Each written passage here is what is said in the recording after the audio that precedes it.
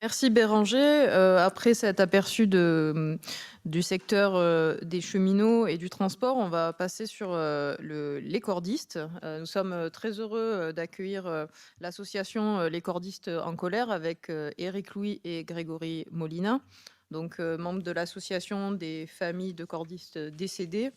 Un des métiers les plus dangereux aussi, parce qu'on a parlé beaucoup du BTP hier, mais le métier de cordiste est aussi un des métiers les plus dangereux qu'il puisse y avoir. Donc merci beaucoup d'être présent parmi nous et de pouvoir partager votre témoignage sur votre secteur. Très bien, merci pour l'invitation.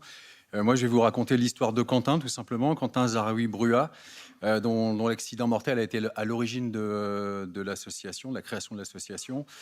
Quentin, c'était non seulement mon pote, mon camarade, et c'était aussi mon collègue de travail.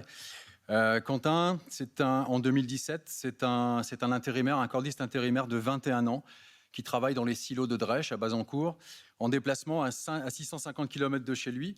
Toute la journée, il pioche dans les silos et il mourra enseveli sous 370 tonnes de matière de la Drèche. Intérimaire, il a des contrats à la semaine, mais les contrats à la semaine, ça se transforme très vite en contrat journalier, parce que dans un contrat à la semaine, sur 5 jours, il y a 2 jours de période d'essai et 2 jours de souplesse. Le contrat peut donc être interrompu légalement tous les jours. Son employeur sait pourtant que le chantier va durer 4 semaines. Néanmoins, il lui fait quand même des contrats à la semaine, ainsi qu'à tous les autres cordistes, bien évidemment. Cet enchaînement de contrats est complètement illégal, sans période de carence entre les contrats, mais c'est une méthode qui perdure dans le travail, dans l'intérim, depuis toujours.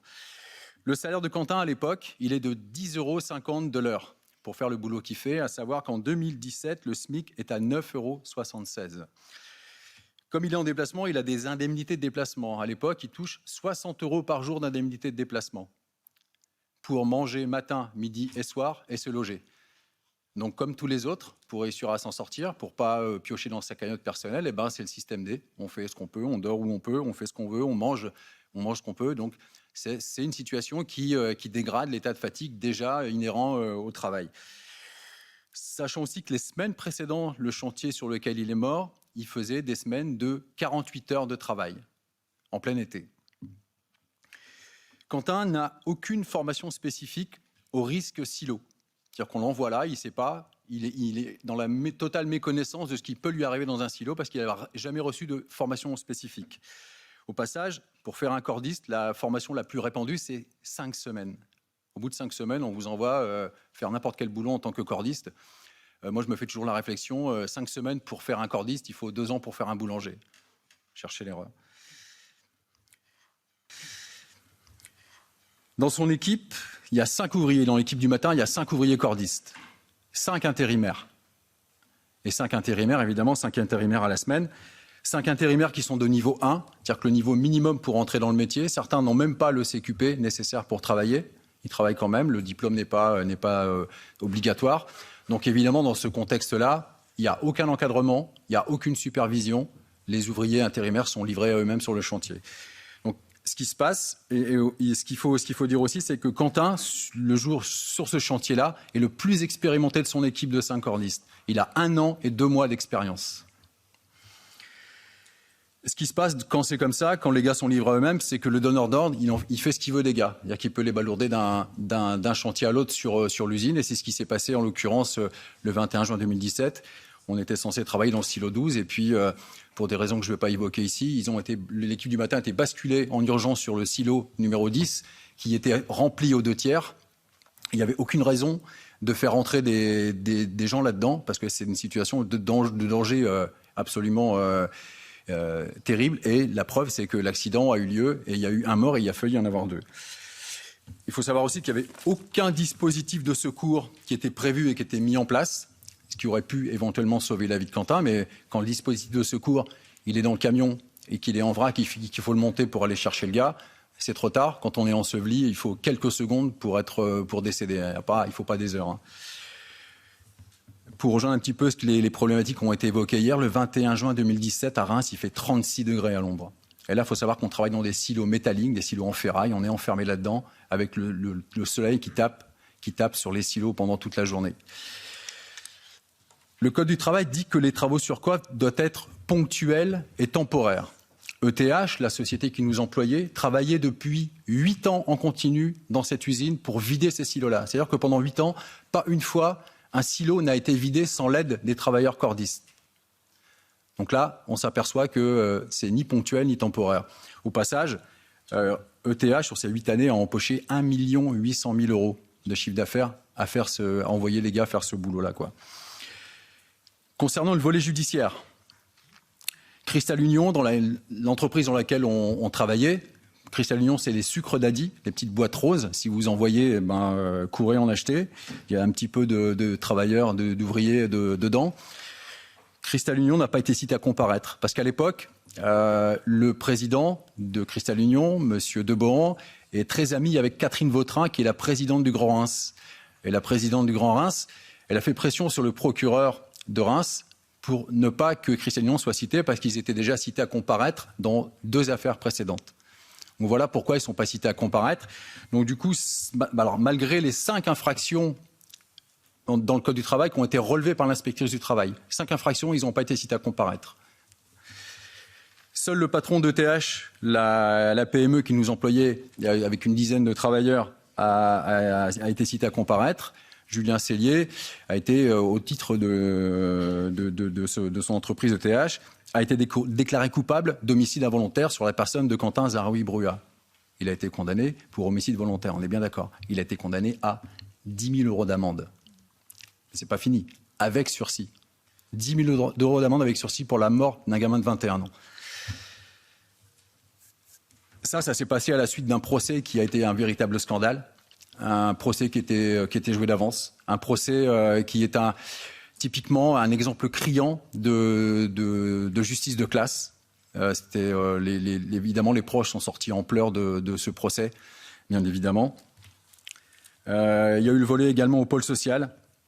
Le pôle social a reconnu la faute inexcusable de l'employeur en suivant la décision de la justice pénale.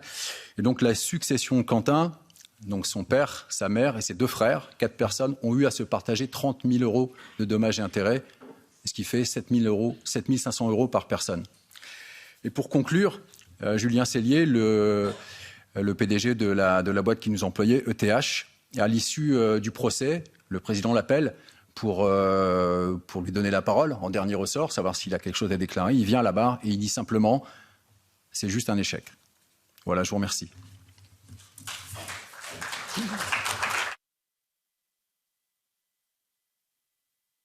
Du coup, pour compléter ce que disait Eric, donc je vais replacer le métier de cordiste, c'est un métier du secteur du BTP, secteur qui est lui-même un des secteurs en France, en tout cas un des plus exposés aux accidents et aux maladies professionnelles. À ce titre, en fait, c'est un métier qui coche toutes les cases en fait des problématiques du BTP.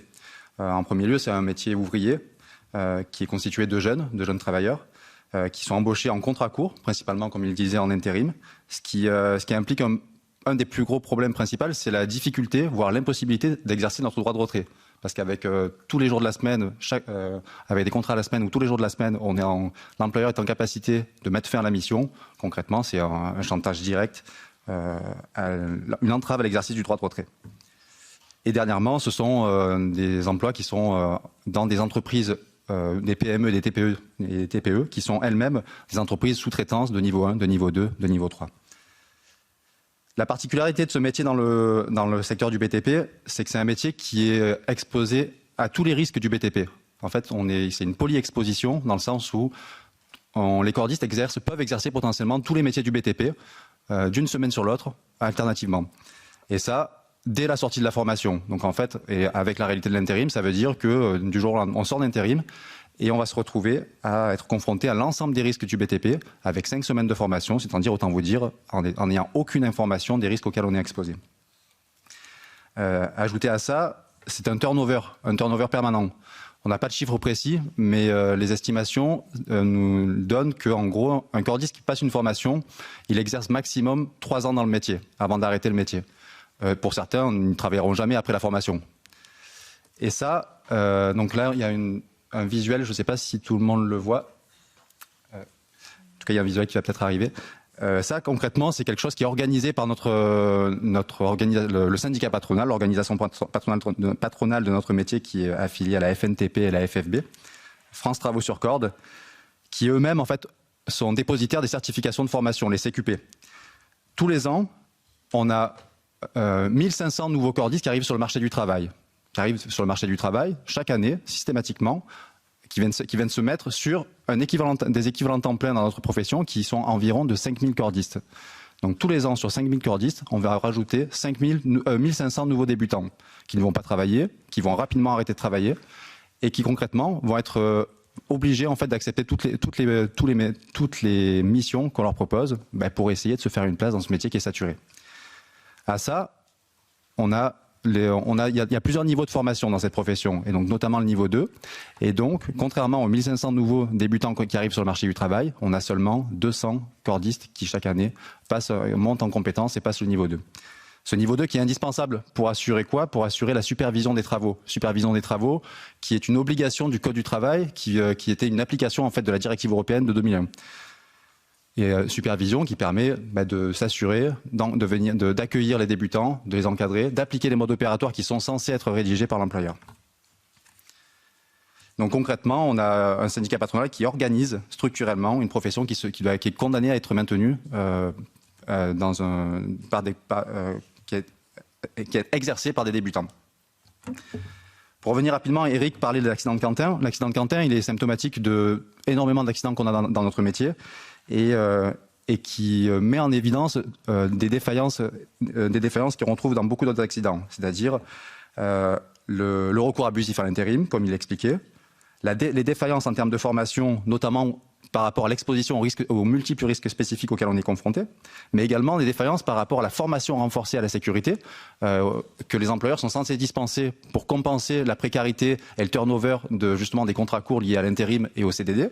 Mais ça, concrètement, c'est soit un livret d'accueil qu'on nous demande de signer au cul du camion au début du chantier, mais qu'on n'a même pas le temps de lire et qui de toute façon est type, c'est un livret d'accueil qui est type, qui correspond autant aux embauchés qu'aux intérimaires qu'à tous les chantiers. Donc il n'y a aucune information spécifique aux risques auxquels on va être confronté. Et ensuite, c'est une défaillance de toute façon en termes d'organisation par la définition des modes opératoires spécifiques au chantier, d'analyse de risques spécifiques au chantier. On a très souvent des documents qui sont synthétiques, qui sont généralistes, qui sont les mêmes en fait qu'on va retrouver de chantier en chantier. Et ce qui implique du coup, de facto, qui oblige les salariés à improviser en permanence sur les chantiers, à eux-mêmes faire comme ils peuvent en fait sur les chantiers. Et enfin, c'est comme on le disait précédemment, c'est la défaillance en termes de supervision. Et par rapport à une entorse à cette disposition du Code du travail et de la directive européenne qui dit que les personnes, que sur chaque chantier, il doit y avoir une personne compétente pour planifier et encadrer les travaux et également les procédures de secours. Et après, je vais faire un petit focus sur donc il y a une autre image qui illustre, c'est juste une photo, qui illustre un des secteurs dans lesquels les cordistes interviennent, des secteurs donc en falaise, c'est-à-dire de la sécurisation de falaises et de talus le long des routes, des voies de chemin de fer. Ce secteur, pour nous, c'est la moitié des morts dans notre profession. La moitié des morts ont lieu sur les chantiers en falaise. Ce sont des accidents qui sont principalement des chutes de hauteur, dont les causes viennent de toutes les raisons qu'on a exposées plus haut, mais aussi des accidents qui sont consécutifs à des éboulements rocheux. Donc soit des éboulements rocheux qui vont faire entraîner la chute de nos collègues, voire entraîner des écrasements graves, voire mortels. Notamment, donc, juste en termes de proportion, ces éboulements rocheux, c'est 1/3 de nos accidents. Et pour exemple, je vais parler de Jérôme. Jérôme qui, en 2022, a fait une chute de plus de 200 mètres en Savoie, emporté par la falaise sur laquelle il était accroché. Les cordes étaient accrochées sur le pan de falaise qui s'est effondré avec lui. La question donc ça emmène à la question de la définition des points d'ancrage, les endroits sur lesquels on va venir s'accrocher, le Code du travail en France dit que ces points d'ancrage doivent faire l'objet d'une note de calcul pour dimensionner la résistance de ces points d'ancrage par l'employeur. Ça, c'est quelque chose que concrètement, on ne le voit jamais. Enfin, on n'a jamais ni ce document, et ni de toute façon, ni l'employeur qui est là avec nous pour dire tu vas t'accrocher ici, tu vas t'accrocher là, et c'est des endroits qui sont suffisamment résistants. Une petite parenthèse, ça c'est quelque chose qui existe dans le Code du travail français, mais qui n'existe pas dans la directive européenne. Donc on se demande comment ça s'est appliqué ailleurs dans les autres pays au niveau européen. Et en tout cas, nous, en France, c'est une des revendications par rapport à ça, c'est déjà, donc ça c'est une disposition qui existe dans le Code du travail français, mais qui, comme je vous l'expliquais, qui n'est pas suffisante parce qu'elle n'est pas appliquée.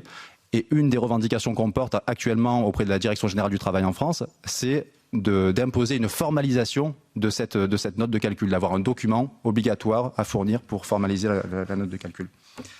Et pour revenir à la question des éboulements rocheux, concrètement, la note de calcul, ça se matérialise par une étude géotechnique. En fait, ça peut être que des experts géotechniques qui peuvent être en mesure de dire si oui ou non une paroi rocheuse, un bloc rocheux va être suffisamment résistant, cohérent pour éviter qu'il s'effondre. Et ça, c'est des choses qui ne sont soit jamais faites, des études qui ne sont soit jamais faites, soit trop anciennes.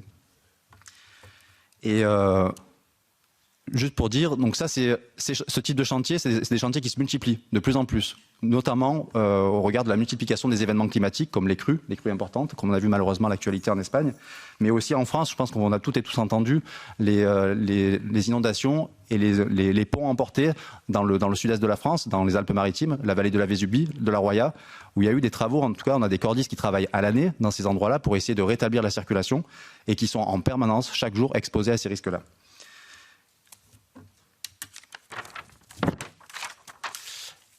Et en fait, donc, tout ça, tous ces risques-là, toute cette exposition, donc ça amène à la dernière image qu'on voulait vous présenter. S'il y a quelqu'un qui peut la... Voilà. Concrètement, en termes de chiffres, les chiffres dont on dispose et qu'on a compilés nous-mêmes parce qu'on n'avait aucune donnée, et donc de briques et de broc, on a essayé de compiler d'essayer de décompter les morts dans notre profession. Aujourd'hui, on décompte 37 morts dans notre profession depuis 2006. Rapporté à un équivalent temps plein de 5000 cordistes, ça fait un taux d'environ 3 à 4 fois plus que la moyenne du BTP et environ 10 fois plus que la moyenne nationale. Et concrètement, c'est à peu près l'exposition des couvreurs, par exemple, dans le BTP, qui sont une profession particulièrement exposée.